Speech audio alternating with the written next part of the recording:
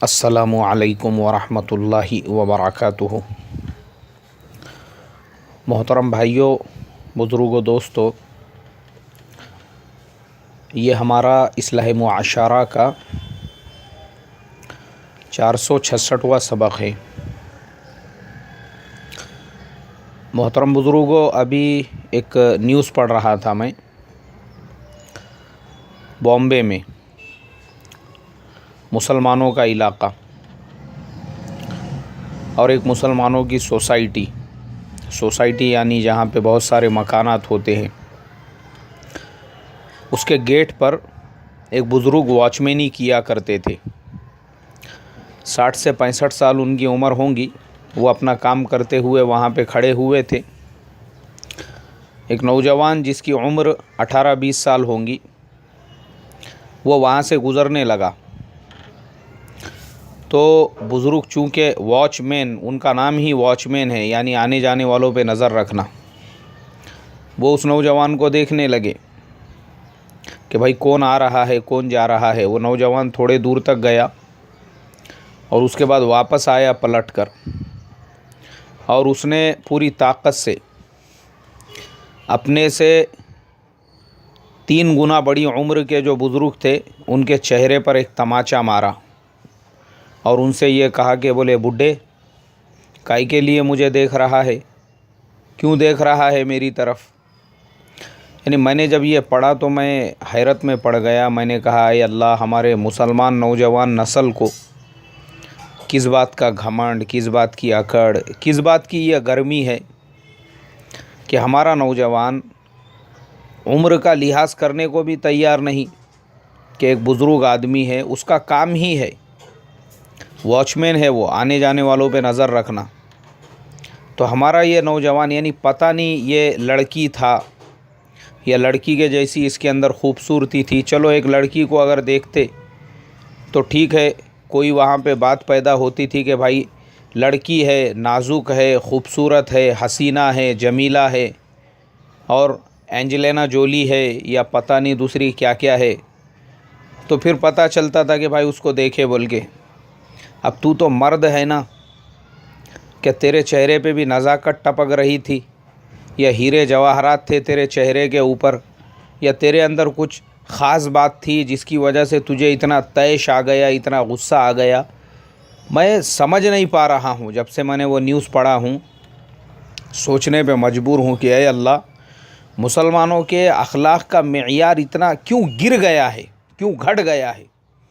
और मुसलमानों की ये जो हरकतें होती है ना, सोसाइटी में किसी से लड़ाई झगड़ा करना, पार्किंग की वजह से एक दूसरे से लड़ना झगड़ना, गली मोहल्लों में पार्किंग की वजह से लड़ना झगड़ना, ये ख़बरें जब न्यूज़पेपर्स में आती है तो ये पढ़ के ही जो नॉन मुस्लिम सोसाइटीज़ है वो लोग डिसाइड करते हैं कि भाई ये मियाँ भाई लोगों को अपने को घर देना नहीं है, ये लोग रहने के लायक नहीं है, ये जहाँ जाएंगे लड़ाई करेंगे, झगड़े करेंगे, सोसाइटी के वॉचमैन से भी झगड़े करेंगे। ये लोग खाली लड़ सकते, झगड़ सकते, बस इसके अलावा कुछ भी नहीं कर सकते। ये हकीकत है ये, क्योंकि वो ज़माना और था जिस ज़माने में मुसलमानों के अखलाक को देखकर, मुसलमानों के किरदार को देखकर, मुसलमानों के आदात को देखकर, मुसलमानों के नरमी को देखकर, मुसलमानों के मिजाज को देखकर लोग मुसलमान होते थे। मुसलमानों के महल्लों में, मुसलमानों के गलियों में घर लेना चाहते थे, पसंद करते थे, उनको सिक्योरिटी फील होती थी। वो ज़माना और था, और है वो ज़माना तारीख़ के अंदर मुसलमानों ने किया है ऐसा। ऐसे ही मुसलमानों ने 1000 साल तक हिंदुस्तान पे हुकूमत नहीं की। मुसलमान अगर इस मुल्क में जुल्म करते ना तो 1000 साल तो दूर की बात है, 1 साल भी टिक नहीं सकते थे। जुल्म नहीं किया मुसलमानों ने। आज भी मुअर्रिखीन मुसलमानों की तारीफ़ में गैर ईमान वालों ने बड़ी बड़ी किताबें लिखी है, कैसे मुसलमान बादशाह थे। औरंगज़ेब आलमगीर रहमतुल्लाह अलैह के ऊपर कुछ लोगों ने कीचड़ उछाला तो गैर मुस्लिमों ने उसका जवाब दिया। मैं एक गैर मुस्लिम स्कॉलर का एक मजमून पढ़ रहा था अभी थोड़े दिन पहले, मेरे ख़्याल से 8 दिन पहले, जब चाइना और इंडिया का मसला चल रहा था। उसने लिखा, वो गैर मुस्लिम ने, कि बोले कैलाश मानसरोवर जो जहाँ पे लोग जाते हैं, सबसे पहले उसकी खोज करने वाले औरंगज़ेब आलमगीर ही थे, और उनके ज़माने में ही चाइना से उन्होंने बातचीत करके वो रास्ता बनाया था और उनसे परमिशन ली थी कि भाई हिंदुस्तान वालों को कैलाश मानसरोवर की ज़ियारत के लिए तुम लोग जाने देंगे और वहाँ पे जाने आने में इनको लिए कोई रुकावट नहीं पैदा करेंगे। तो औरंगज़ेब आलमगीर रहमतुल्लाह अलैह ने ये ऐसे मुसलमानों ने काम किए थे। एक्चुअली बाद में जो तासुब परस्त थे उन्होंने इन सब चीज़ों पे पर्दा डाला, लेकिन आज भी गैर मुस्लिम ऐसे है जो ये सब चीज़ें बयान करते हैं। और मैं तो चूँकि बहुत सारे मीटिंग्स में और गैर लोगों के जो है बहुत सारे प्रोग्रामों में उसमें जाते आते रहता हूँ, मुझे मालूम है उनके ख़यालात भी। बास तो मैंने ऐसे भी देखा हूँ जो खड़े रहकर माइक पे, लाउड स्पीकर पे ऐसा सीना ठोक के बोले हुए लोग भी। दोस्त है हमारे, एक कांग्रेस पार्टी के बहुत बड़े लीडर है, उन्होंने तो खुलेआम कहा था, बोले जो लोग औरंगज़ेब आलमगीर को बुरा कहते हैं उनको ये बात समझना चाहिए, अगर वो आदमी बुरे होते थे या जालिम होते थे तो वो 50 साल तक इस इलाके के राजा नहीं रहते थे। उन्होंने जुल्म नहीं किया किसी पर, बल्कि उन्होंने जैसे मस्जिदों को इनाम की ज़मीनें दी थी, मंदिरों को भी इनाम की ज़मीनें दी हुई है। ये सब हमारे हिस्ट्री में, तारीख़ में मौजूद है। अगर उनके ज़माने में मस्जिदों के इमामों को गवर्नमेंट की तरफ से वजीफ़ा मिलता था तो मंदिर के पुजारियों को भी मिलता था। ये सब बातें गैर बताने वाले। तो मैं आपको इसलिए बता रहा हूँ मेरे मोहतरम बुज़ुर्गों कि एक ज़माना ऐसा था हमारा, हमने अपने अखलाक के ज़रिए से, प्यार के ज़रिए से, अपने किरदार के ज़रिए से अपना एक सिक्का बनाया था। और आज वो ज़माना आ चुका है कि हमारे टिड्डे बारीक बारीक और ये माँ बाप भी जिन्होंने जना हुआ है ऐसों को, इनको बेचारों को गर्मी, पैसे की गर्मी, ना माँ बाप के अंदर अखलाक किरदार, ना बच्चों में। जब माँ बाप में नहीं तो बच्चों में कहाँ से रहेगा।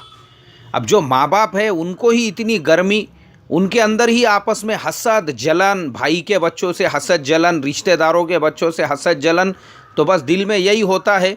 उनका पढ़ाई पे ध्यान नहीं कि हमारे बच्चों को कैसे पढ़ाना चाहिए, अच्छे से अच्छे कॉलेज में एजुकेशन दिलाना चाहिए, अच्छे से अच्छी उनकी कोचिंग क्लासेस लगानी चाहिए, ये चीज़ों पे ध्यान नहीं। आज के मुसलमान का ध्यान ये है कि भाई मेरे भाई का जो बेटा है उसने कौन सा मोबाइल लेकर आया, उसने अगर वो लाया तो मेरे बेटे के पास उससे कम कीमत का क्यों। कंपटीशन, भाइयों भाइयों में कंपटीशन, भाई बहन में कंपटीशन, रिश्तेदारों में कंपटीशन, बहन बहन में कंपटीशन, घर के घर में ही चल रही है लड़ाइयाँ, झगड़े, जंग, आपस में एक दूसरे को दिखाने के लिए। तो हमारा हो क्या रहा है, अखलाक का मेयार एकदम नीचे की सतह पे आके हम लोग तरक्की किसे समझ रहे हैं। हमारे रिश्तेदार के बच्चे ने अच्छा मोबाइल लाया, उससे भारी मोबाइल मेरे बेटे का होना चाहिए।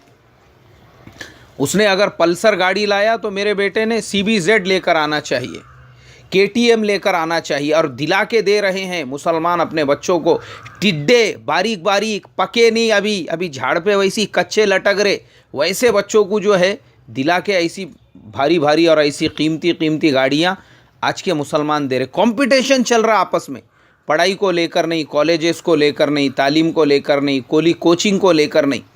और जब ये चीज़ें आ रही है, वो बच्चों में घमंड, अकड़, उनके दिलों में बचपन से दुनिया की अजमत, उनको ये लग रहा है यही दुनिया है, यही दुनिया है। मोबाइल ख़रीदना ये दुनिया है, बाइक के ऊपर राइडिंग करना ये दुनिया है, पैसा कमाना चाहे हराम तरीक़े से, जैसे हमारा बाप कमा रहा है वैसे हमने भी, हराम हो हलाल हो, कोई भी रास्ता, कोई भी तरीक़ा हो, कुछ भी नहीं है, बस यही ज़िंदगी है। तो वो बच्चे उसी को ज़िंदगी समझकर अपने शूज़ को, अपने पैंट को, अपने शर्ट्स को, अपने स्टाइल को, और फिर अगर कोई ऐसा देख लिया उनको लगता है कि मुझे क्यों देखा, नहीं तू नंगा था, तेरे दोनों पेंदे नज़र आ रहे थे इसके लिए देखे तुझे, क्या करता, नहीं नंगा था तू।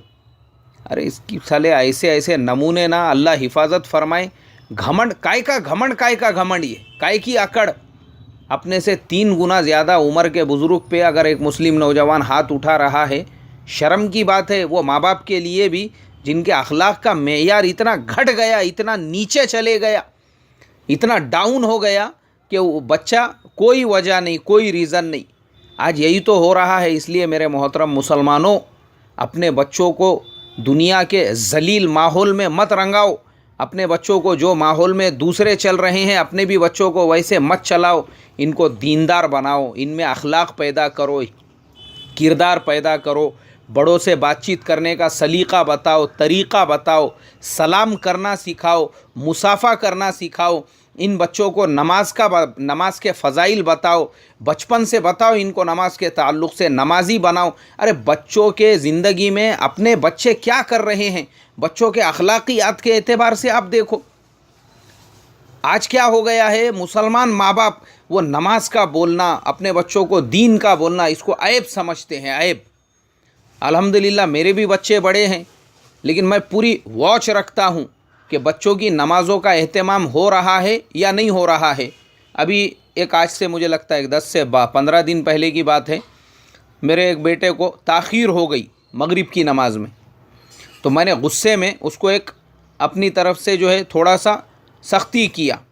तो एक साहब वहाँ पे खड़े हुए थे, वो मेरे दोस्त ही है पहचानत वाले। उन्होंने कहा, अरे मौलाना नौजवान बच्चा है और आपने वज़ू खाने के अंदर मार दिए उसको, वो देर से आया नमाज के लिए, जमात छूट गई इसके लिए। मैंने कहा बस दोस्ती तुम्हारी और मेरी, उसके दरमियान की बात करने का, मेरे पर्सनल लाइफ में मेरे को इंटरफेयर नहीं करने का।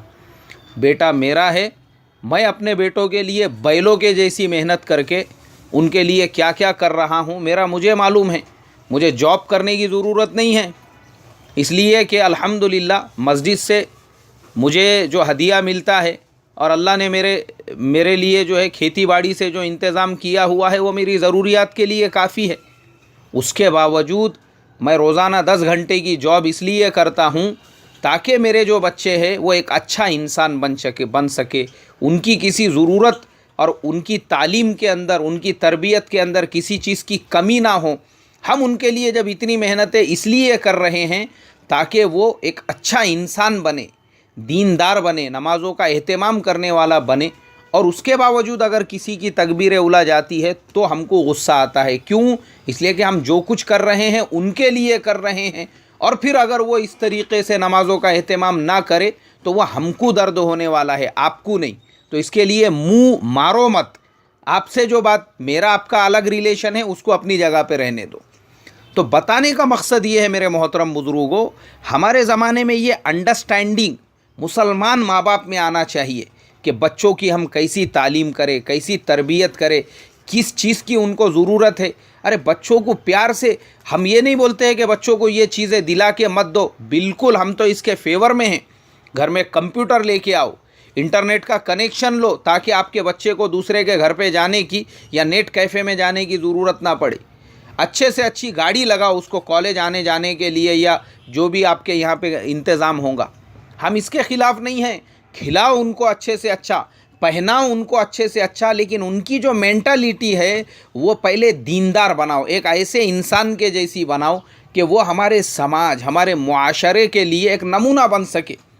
ये नहीं है कि माँ बाप ने बस तालीम नहीं मालूम, तरबियत नहीं मालूम, बस अपनी ज़िंदगी उसको दुनिया जैसे चल रही है उस हिसाब से उसको बस चीज़ें दिला के दे दिए और उसकी मेंटालिटी सेट नहीं की है, तो वो बच्चा जानवर बन के अपने से उम्र में 3-3 गुना बड़े लोगों को थप्पड़ मार रहा है। ऐसा मत करो, तरबियत करो। और मैं आपको बताता हूँ, उसी बॉम्बे शहर में अभी 2 रोज़ पहले की बात है, हमारे इस्लाह मुआशरा के एक यानी ऐसे रुकन, ऐसे मिंबर, एकदम फाउंडेशन मिंबर, और माशाल्लाह मेरे ऐसे यानी एक शागिर्द जैसे मुमरा के अंदर वो ताइक्वांडो, कराटे वगैरह की जो क्लासेस होती है वो चलाते हैं, और इस्लाह मुआशरा का एक सबक भी मिस नहीं करते। इमरान सैयद साहब, उन्होंने एक तस्वीर मुझे भेजी और लिख कर भेजा कि मौलाना, हमने हमारे ताइक्वांडो क्लासेस के अंदर जो बच्चे आते हैं उन लोगों में ऐलान किया कि जो बच्चा हर महीने पूरे महीना पाबंदी से नमाज़ों का एहतमाम करेगा उसको इनाम दिया जाएगा। और ये हम लोग उनमें मिठाई तकसीम कर रहे हैं, हफ्ते के एतबार से, दिन के एतबार से, महीने के एतबार से। माशाअल्लाह। मैंने कहा इमरान भाई, जो काम मकतब के उस्ताद के करने का है, जो काम बाप के करने का है, जो काम हमारा करने का है, वो अगर आप कर रहे हैं तो मेरी दुआएं आपके साथ में हैं। अल्लाह तबारक व ताला आपकी क्लासेस को दिन दूनी रात चौगनी तरक्की अता फ़रमाए। और आपके पास जो बच्चे पढ़ रहे हैं, मुझे उम्मीद है वो आगे चल के सिर्फ जेटली और ब्रूस ली के जैसे कराटे मास्टर ही नहीं बनेंगे, बल्कि एक सच्चे मुसलमान और दीनदार भी बनेंगे। अल्लाह उन बच्चों को भी तरक्कियात से नवाजे। तो इसकी आज मेरे मोहतरम बुजुर्गों ज़रूरत है, बच्चों के अखलाकियात, दीनियात के ऊपर ध्यान तवज्जो देने की और तरबियत करने की। अल्लाह मुझे आपको अमल की तौफ़ीक़ अता फ़रमाई। अस्सलामु अलैकुम व रहमतुल्लाहि व बरकातुहू।